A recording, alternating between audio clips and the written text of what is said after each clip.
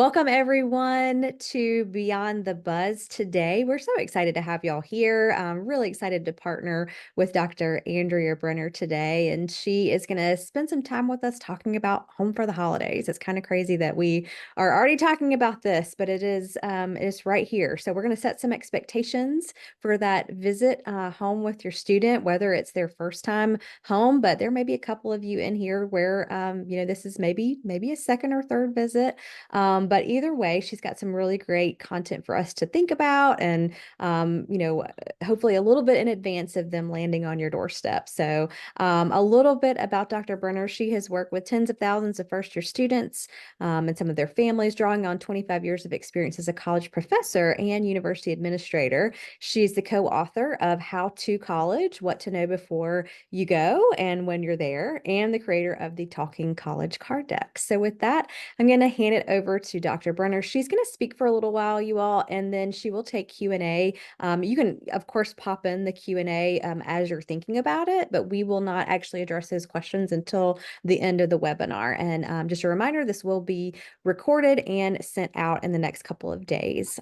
So with that, I'll hand it over to Dr. Brenner. Thank you for being Thank here you with so us. much. Appreciate it. Thanks for having me. Hi, everyone. As Sharon said, my name is Andrea Brenner. I'm a college transition educator. I was a sociology professor at American University in Washington, D.C., where I live for 25 years, studying sociology of the first year student. I speak at high schools and colleges across the country. And as Sharon mentioned, I am the co-author of a book about the transition to college and the author of 5 different card decks, all filled with discussion prompts between parents and students about the challenges of the first year transition. So I'm going to talk to you today about your students' first long visit home. They may have already come home, maybe for a long weekend, but for many families, Thanksgiving or maybe even winter break is the first time that you see them and have some good quality, lengthy time with them. So what I'm going to do is I'm going to present a series of slides. I'm going to talk to you about where, really based on data, what families, parents, and first year students are reporting are the challenges of that first visit home. So number one, I want to see my friends, and that's something that you will definitely hear for your students when they arrive. And it is really important for them to connect with those friends, those romantic relationships if they have them over break, and to acknowledge that those are important peer interactions. I would say if you can build in time for them to catch up with with their peers, but it's really important to set some rules about the visit. You are in charge of your household, and I think early on talking about some of those rules and expectations is incredibly important because independence does come with responsibility. So for example, there might be time with their friends versus time with their family, and you can talk about how many hours fall into both camps. Are they really going to spend time away from the family meeting with college friends that they're going to see next week when they go back? Or maybe this is an opportunity for them to connect with home friends, with high school friends. And so some families might say, absolutely appropriate for you to meet up with people you don't see that often, your high school friends, but let's wait on those college friends since you'll be seeing them when you go back to school.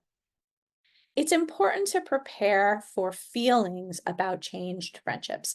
And this is something that a lot of first year parents report after their students' first visit home, usually for Thanksgiving break. And I think a lot of students have a misconception that things are going to feel just like they did in high school. But even this short amount of time away from home has changed our kids, your kids, other kids. And sometimes they can feel really disappointed or let down by how people have changed. And so be prepared. That's something that you might hear. You might hear frustration. You might even hear anger or students feeling upset that those wonderful, tight friendships that they had in high school have shifted and changed. And the biggest complaint about Thanksgiving break, hands down from first year parents, is sharing their kids and sharing that time with friends. So I would encourage you, even before your student arrives on your doorstep, to just have a quick conversation by phone, by text, etc., about this. Home feels different This is another one and something you may very well hear. And it's important for them to really understand if there are any family dynamic changes or physical spaces.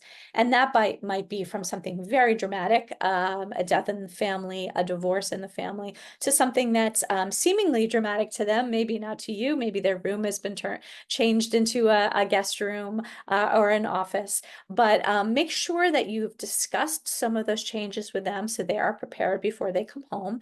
Arriving on your doorstep and hearing some tumult in the family is not the ideal time. There is a desire for the sense of their childhood home. And we have a habit, I think, as parents of just overindulging them. And I'll talk a little bit more about that and some of the deficits of that.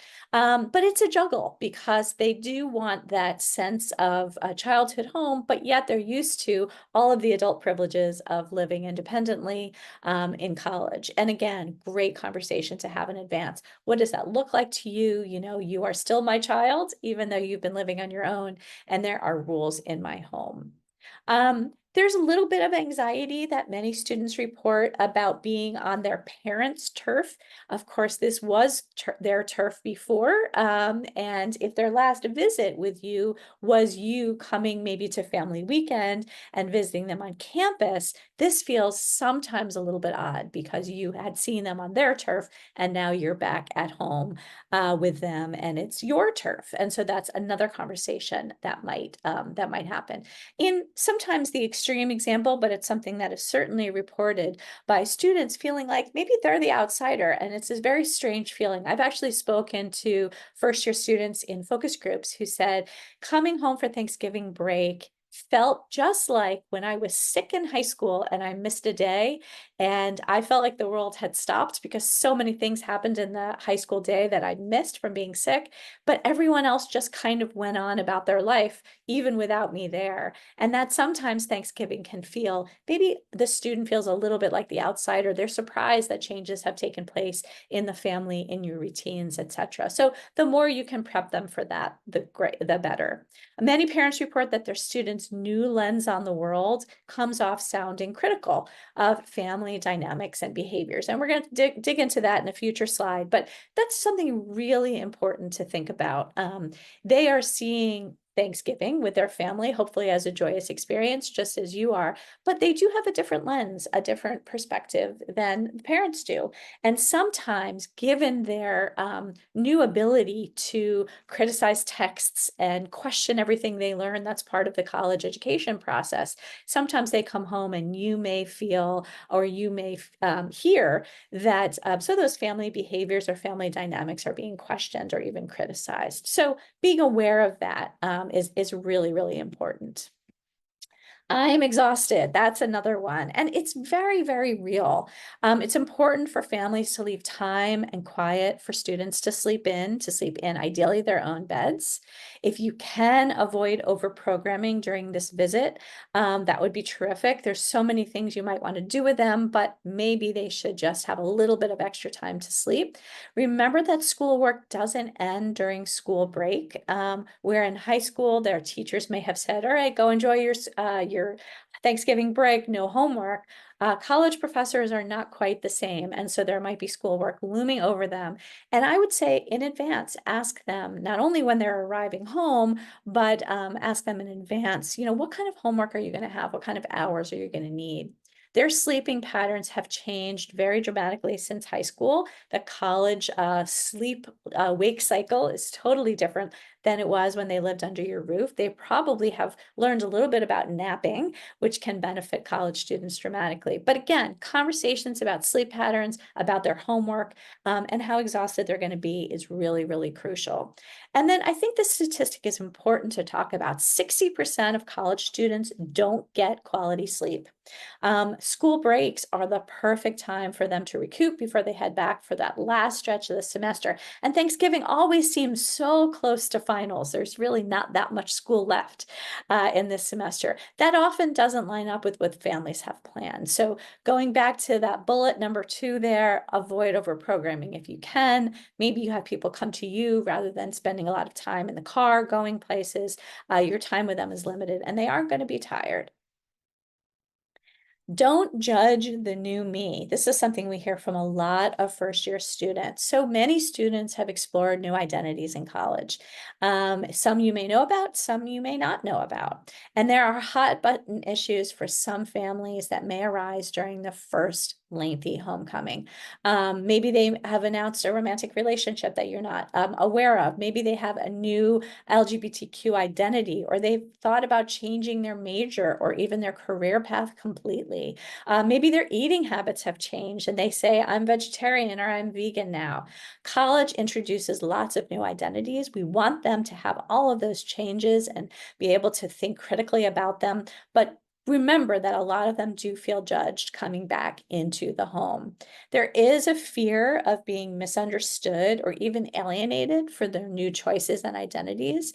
And, depending on your family structure, depending on the relatives that will be surrounding you, think about some of those issues. Think about political identity, political conversations. It's a hot topic right now, obviously, with the election right behind us.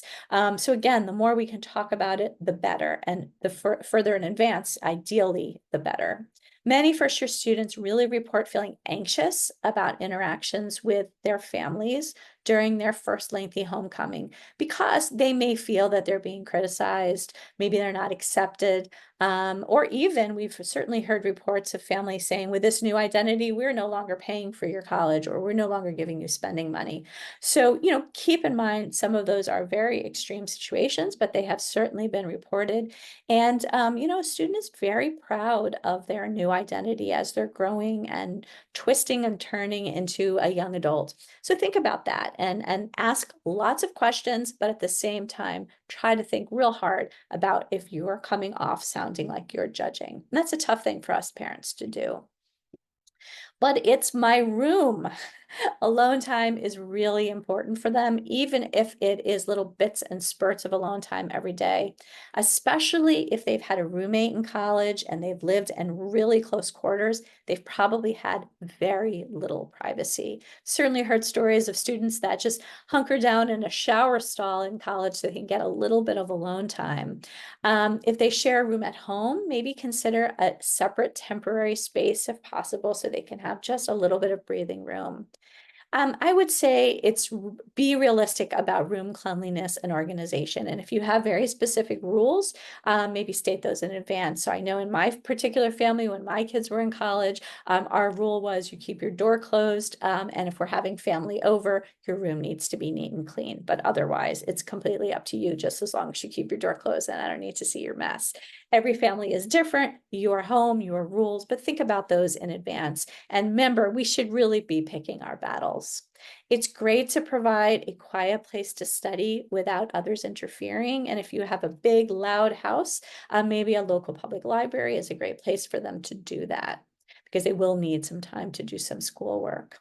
And then there's something that really happens a lot, and students report it time and time again, that they feel like they're coming home to their childhood. And in some ways, it's wonderful because they're surrounded by all of their childhood things.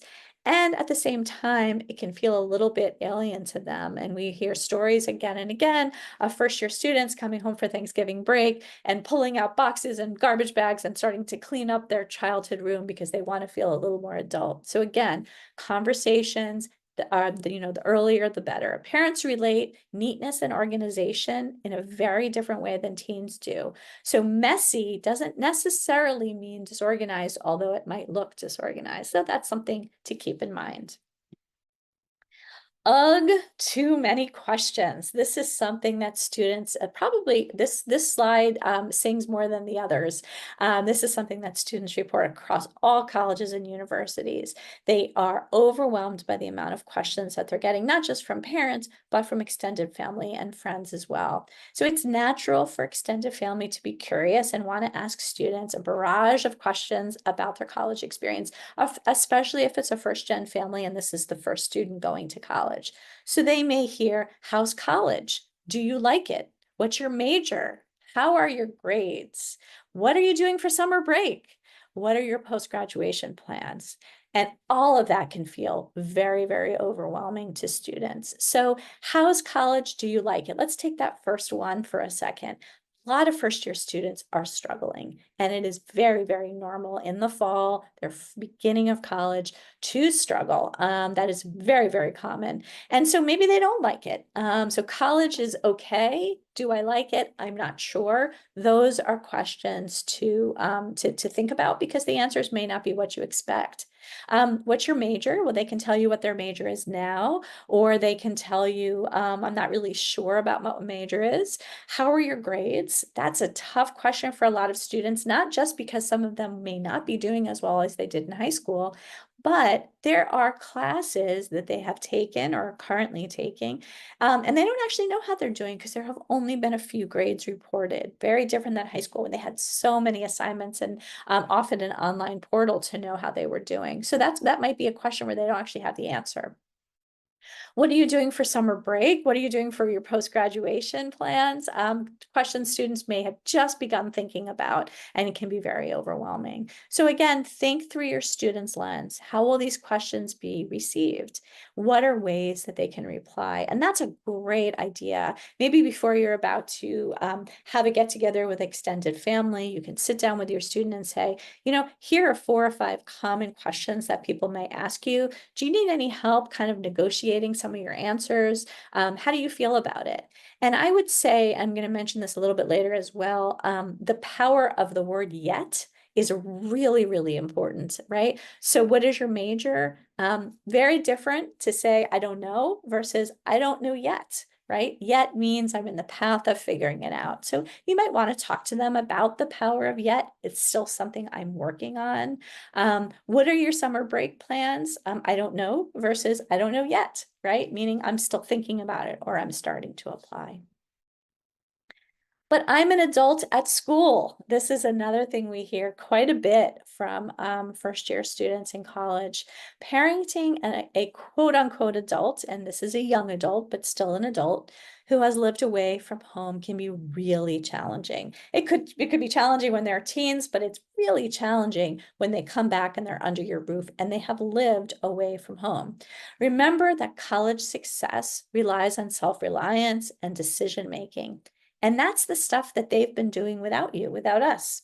They have been hopefully managing their time without somebody waking them up, or you're going to be late for school. Or, don't forget your notebook or your soccer jersey. Their sleep schedule, which is probably highly managed in high school, is now completely managed by on their own.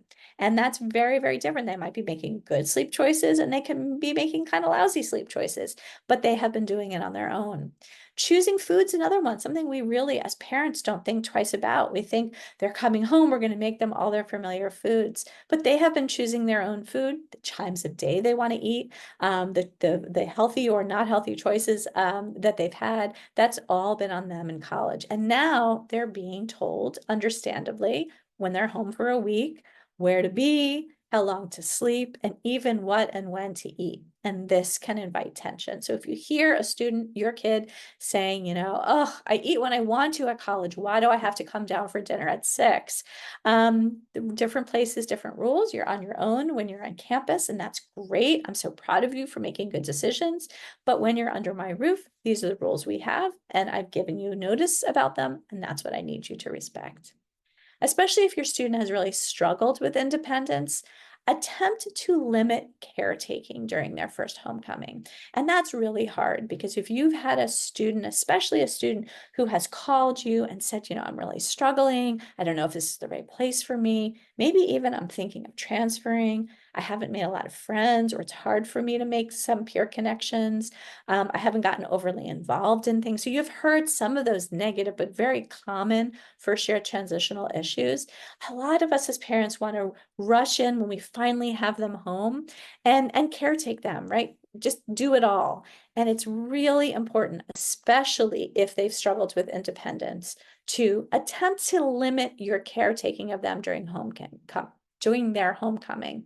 Why? It's important to ask yourself if pampering them will set them back in any way, right? So if a student is just starting to know how to do their laundry on their own, cooking for themselves, getting up with an alarm, all of those things that a lot of students struggle with in their first semester of college. If you start doing all of those things for them, even things you used to do just a year before, you can actually set them back. So think about that. And you may want to have a conversation when you're under this roof. I understand that you've been getting up on your own with an alarm. I'm going to expect you to do that at home. Or is it okay with you if you're home that if I still wake you up? But again, more and more conversations, the better. I don't want to go back. And this is something as parents that we hate to hear, but students do say this. So sometimes it's part of the first year process and it's not something to raise alarm. And I say this as a parent, as well as a speaker. And, it's much easier to put it in writing or to say it than it is to feel it. It's a hard thing to hear if your student says, I don't know if this is the right school for me. I think I don't want to go back. So other times it's a real concern, for sure, especially if your student hasn't found those connections, is struggling to live independently, is not necessarily going to classes regularly, or if they're meeting mental health challenges. So college is not right for all students immediately following high school. We hope they all succeed. We hope they do go back, and the majority of them realize that it is a struggle of the first year process and that they're not necessarily going to transfer. Most students don't transfer. But it's important to remember that not all colleges are right for all students. When your student chose the college that they're at, when they decided that Georgia Tech was the right place for them, they were a very different age and developmental level, even though it wasn't that long ago, than they are now. And it's possible that they have changed and as they've learned more since they made that decision. So I would say it's important during Thanksgiving break to normalize these challenges of the first semester of college. If you went to college yourself, it might be a great idea to share some of the challenges that you had. And if you didn't go to college, you can certainly share some of the challenges you had leaving home as a young adult at 18, 19 years old. But also say we're not necessarily going to make decisions right now. If transferring feels right, let's revisit it over winter break. You've got to give yourself a little bit of time. A lot of students do come home and they're feeling uneasy about that college experience. And sometimes they just unleash on those at home because they need to let their hair down. Students whose parents were aware of the struggles that they faced in high school, such as depression, anxiety, substance abuse, even self-harm, they're particularly reticent to let their parents know of any ongoing issues and struggles. So it's important to dig in, and that's a hard thing to juggle as parents because you want to interact with them, you want to ask lots of questions to figure out their mental state, but you're not necessarily wanting to overwhelm them at the same time. But in all, if you hear, I don't want to go back, you can talk it through, and that might not be the answer right now. Perhaps give it a little more time and we can revisit this over winter break. I have faith in you. I have faith you can make it. And maybe this isn't the right school for you, but let's revisit that in another month. I can't wait to get out of here and go back to college. Ooh, that sometimes really, really hurts as a parent, but we need to try not to be hurt or insulted.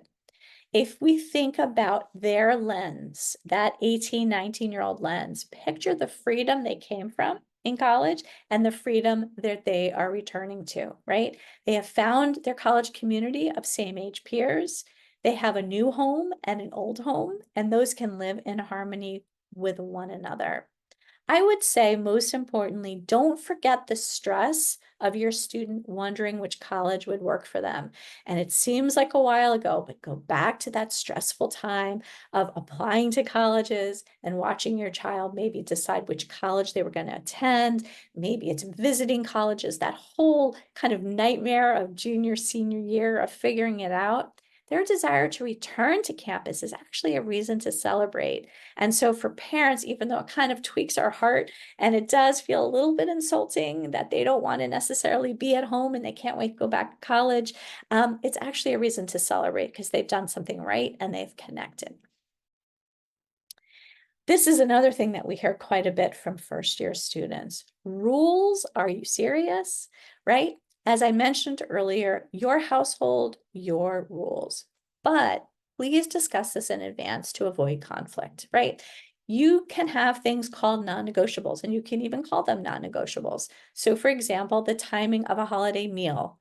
a family visit or a family obligation. These are the things that you're going to have to do in the time you're home. And these are the times that you do not have to do things, right? So the earlier and the more open you can be about non-negotiables, the better. Rethink the word curfew and the practice of curfew that they may have had in high school to include more realistic expectations. So maybe rather than I need you home at X time, I need you to let me know where you are by text or by phone call. They have lived a very open life in college, and it's very challenging for them to come home and revert back to high school curfews. That, again, your household, your rules, and you need to set those in advance. And then it's important to share expectations. So you might be car sharing, but you can certainly expect them to do chores, that they should keep their private spaces clean. You can negotiate sleeping in. Maybe one day they can sleep in, and the next day family's coming for breakfast, and they have to be up and showered and dressed. Manners are something that goes by the wayside when they've lived with same age peers. So try to picture yourself at 18 living with all 18-year-olds. They may not be quite as polite as you would expect them to be. And so that is a little bit of a transition also. Give a little leeway there.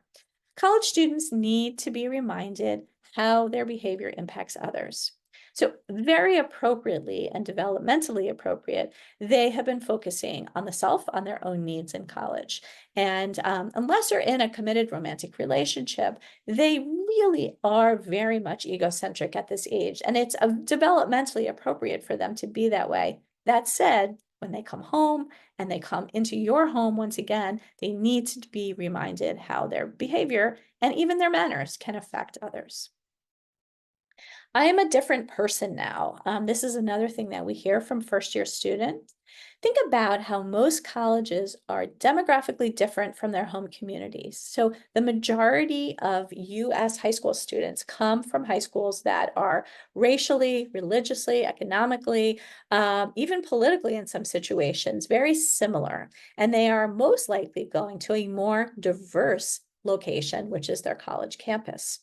We have no control over what ideas will resonate with our kids, and they may be learning things that we never expected them to learn. Reinventing the self is really a part of the transition, not only to college, but to a college student identity. And it's important to remember that 18 and 19-year-olds embrace new views and ideas quickly, much quicker than we do in our 40s to 60s. In terms of academics, they've been asked again and again in classes in college to draw their own conclusions, to challenge and criticize authors and authorities. That's a part of most of the classes that they're taking, especially their writing classes. And now they're coming into a space where maybe they are told again and again, do not question this. And that's a tough situation for many of them.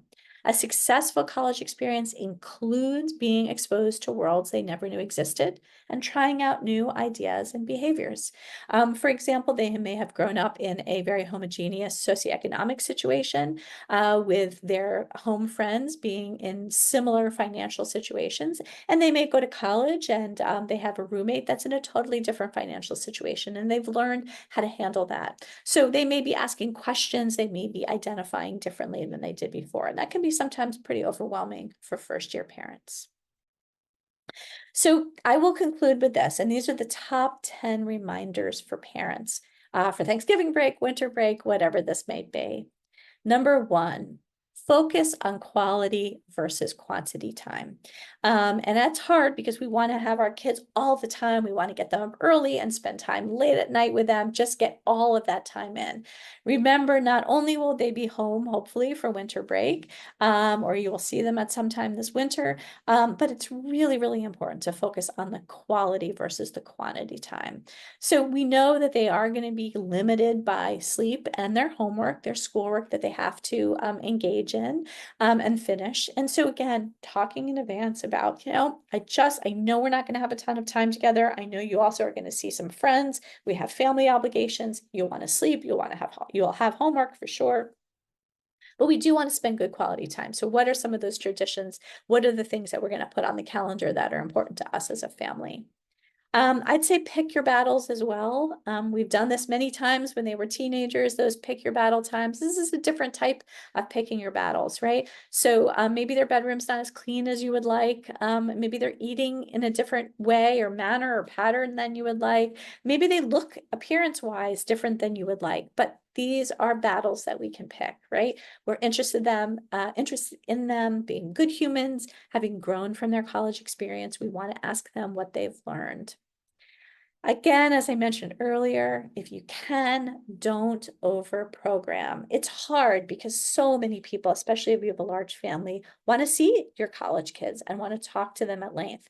But leave them time to get reacquainted with you, with their siblings, with immediate family, even with their home, and time to just kick their feet up and relax. Think about the situation they've been in college. Think about the small room that they've probably been sharing. And this might be an opportunity for them to really just let their hair down. Number 4, remember that they are bringing home college stress. And that might be just the college stress of independent living skills, right? Maybe refilling their own prescriptions for the first time can feel overwhelming to some kids. If they've had issues with a lost item or technology or their laptop has crashed, if they've handled, mini crises away from home, that can bring a lot of stress. Not getting along with roommates so well or having issues with friends, that's a lot of college stress, very, very common, and our students might bring that home. And then, of course, all of the stress of how they're doing in their classes, the homework that they have to get done while juggling family time can also have your kids bringing home some stress. So the more and the earlier that you can talk about that college stress they're bringing home, the better.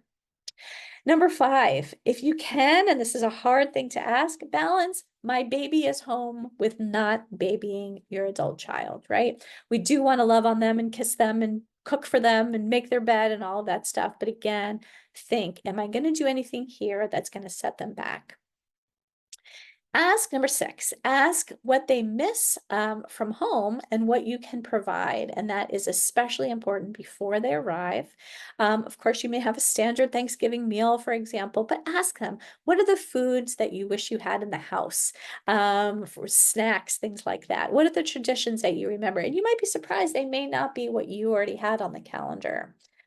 It's interesting because a lot of my research, I spent a lot of time focus grouping with first year students, and many of them, when they talk about being homesick in college, a lot of our parents, we think, oh, they missed us, they missed mom and dad, and yes, some do for sure, but most of them report that they miss pets. They miss siblings. And number one, they miss the ease of home. They miss opening up a cabinet and their snacks are just miraculously there, or the refrigerator is just filled with things that they like. Where in college, that little dorm fridge is only going to be filled up if they purchase the stuff and put it in there. And the cafeteria is just serving what the cafeteria is serving. So ask them in advance what they miss from home and what you can do to provide. Number 7, make time to discuss the big stuff, their concerns, not necessarily your concerns, but their concerns. For example, their grades, how they've budgeted their money or their time, and behavior. How are they actually acting in terms of their social life related to partying, to drugs and alcohol, to relationships, etc. Not every conversation is appropriate between a parent and student. We know that, but do make some time to not just discuss the quick, easy, how are things going? Are you keeping your room clean? But dig into the big stuff. What are your concerns about your future? Are you really thinking about changing a major? Why? Tell me about some of the professors you've actually spent time in office hours. Have you met any mentors? What about staff? Tell me about people you've met from other parts of the world, etc. Number 8, don't expect perfection. And of course, this is just sort of standard parenting 101, right? Thanksgiving can be a practice for winter break, but the earlier you can say, look, we're both going to fail in some little way, right? I'm going to be overbearing in your minds and you're going to be sloppy in my mind. Let's not expect perfection, but let's aim for just loving each other and getting along. So the more that we can prepare for this, the better and the less let down we will both be. Number 9, set homecoming expectations. And I would say, again, those non-negotiables are really important. Thanksgiving, we are going to need your complete time and energy from, 9 a.m. to 9 p.m. or whatever it might be, or we're going to Aunt Sally's house, and that is a non-negotiable. But here's a day that's totally negotiable. What do you want to do on this Saturday, for example? And then also discussing some of those common challenges. I just attended a really good webinar and it discussed some of those common challenges of first year students arriving home for Thanksgiving break. Let's talk about some of them. Maybe we should, where are you thinking about? Because you and I have different perspectives on this break. And then number 10, remember they're wanting to return to campus is positive and it is not a criticism of home. So here are some of my final thoughts, and then I'm happy to take some questions and answers. Be curious about who your child is becoming and what they're learning. Cut them some slack as they play with new ideas and new identities, right? Tell me a little bit about what you're learning. Show me a textbook. Show me a book you're reading. Can you show me a syllabus? I'd love to hear. What's your favorite class and why? Bring the same spirit of curiosity to interactions with your adult child that you did when you saw them as a young child, right? The first time you saw your infant make some facial expression and it just completely lit you up and you were amazed by their spirit of curiosity with the world. When your toddler started to speak and you were just fascinated with how they were taking in language and able to speak as well. Your young child's curiosity about the world was so incredibly important to you, and we can continue to do this as parents when our young adults come home. Remember, you helped make college possible for your teen, and it's important not to forget that and to give yourself some credit. Awesome. Yeah, thank you. I was just going to say, yeah, thank you, Dr. Brenner. And of course, now we will open it up for some questions. Lots of things to think about, lots of things to, I'm curious if you guys have already thought of some of these things as your students are coming home. So yeah, any discussion that we welcome any questions right now.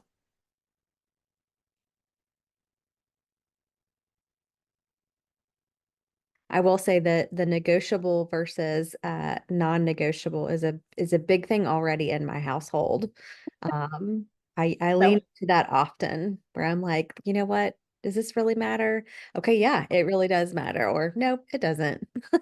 it does, and I think it's important to talk about those non-negotiables right away, right? Even Right. before they get home or the day they arrive, rather Yes. than that morning. This is where Yeah. I'm expecting you to be.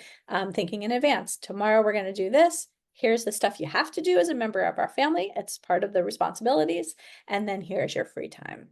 Yeah, I think that's so true. Just being able to bring it up in that right window of time with your child. Because I know that sometimes too far in advance, it's like, we never talked about this. Oh, yes, yes, yes, we did, friend. Right. Um, but then, yeah, when you're physically there and things are starting to roll, that is also not the perfect time. So, all right. Okay. Heavy hitter. All great points. How do you approach the possibility of illicit drug use? Yeah, and that's a great question. Scary that it's probably a question in a lot of families. And I would say think hard about that before you engage in that conversation. When it comes to parenting an adult child, my opinion is that when it comes to health and safety, we have to be parents first and friends and negotiators second. And to me, illicit drugs or any kind of drug, or drugs or alcohol falls into that health and safety conversation.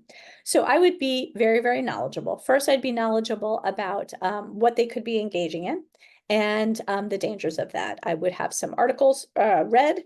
I would be super, super knowledgeable if my child was in that situation. Number two, I would be very, very aware of the resources on that campus.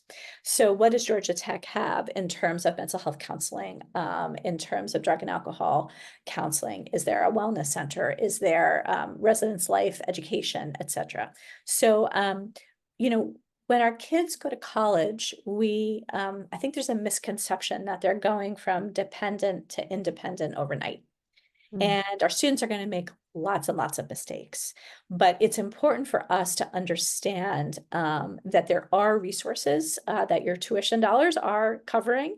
And I know that Georgia Tech has wonderful resources, and those are resources that you should be very, very aware of.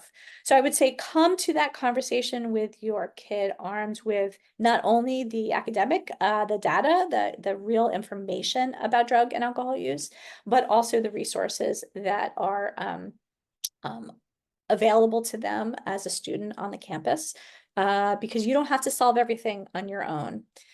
If you have very, very serious concerns, I think those are discussions that need to be had. And I would kind of tease those out. If you are in a two-parent family, sometimes it's best not to have a two-on-one conversation. Lots of literature on teen conversations go that way. Teens don't like to be ganged up on, and they feel overwhelmed if it's sometimes two-on-one. So pick the parent or adult in the family that can engage in that conversation. But again, your rules, and you are still, even though they're adult, you are still in a parenting position, and I would be very, very open with your concerns. I would be open about their mental health and what their behavior can do as they are still developing till 24, 26 years old. That brain is still forming. And that drugs and alcohol will definitely affect their brain composition. I would talk to them about some of those dangers for sure.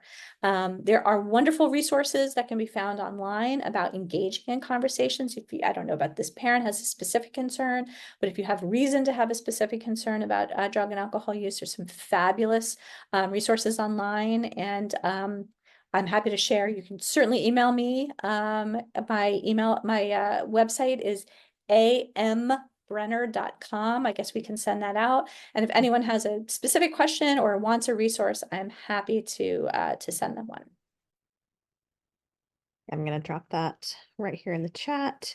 And yeah, the only thing I would add to that would be, and of course, yes, I echo Georgia Tech has some fabulous resources. We are happy to get you guys plugged in directly to those.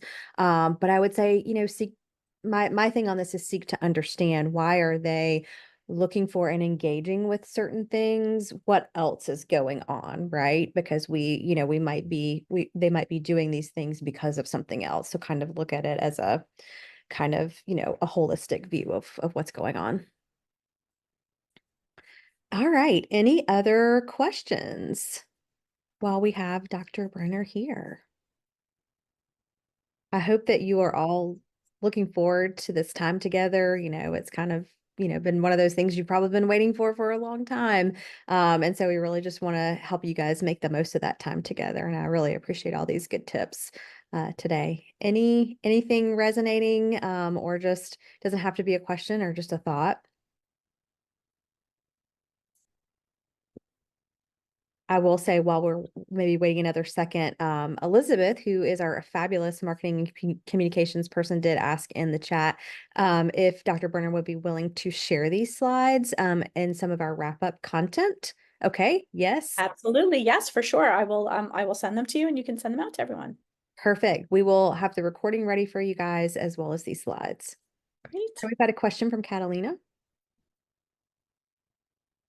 What should students staying on campus for Thanksgiving do? Okay. So students who are not headed home for the holidays, it sounds like, I think you're just saying what types of things could they engage in on campus, right? If I'm understanding the question. Yeah, there's a variety of things that students can do. We do have some light programming going on. Of course, if they are living in our residence halls, their RAs will be, they'll be aware of who's staying, who's going, those kinds of things. And, it might not be, grand programming, but there's always I don't know the specific programming that will be going on in the halls, but there's always, residence housing and residence life is a 24/7, 365 operation, that will always have something going on, especially knowing that not all students will be able to go home. So, yeah. And then miss the beginning of the meeting. When can we get the recording? Yes, we should have that ready, hopefully within the next 24 to 48 hours for you guys. So, to be able to review. All right. Anything else? I think we've probably, hopefully, we've answered a lot of y'all's questions. Of course, Catalina, if you want to reach out directly, feel free to do that as well. I'm going to pop my email address in here now too, just to keep it handy. Perfect. All right. Well, we thank you all for joining us. Thank you, Dr. Brenner, for your time. And we look forward to hopefully hosting you in the spring for something else. And thanks, everyone. Thanks, families, for being a part of this. I hope you all have a wonderful holiday with your student, either at Thanksgiving or the winter break. And happy end of term. Thanks for inviting me. Take care. Absolutely. Take care.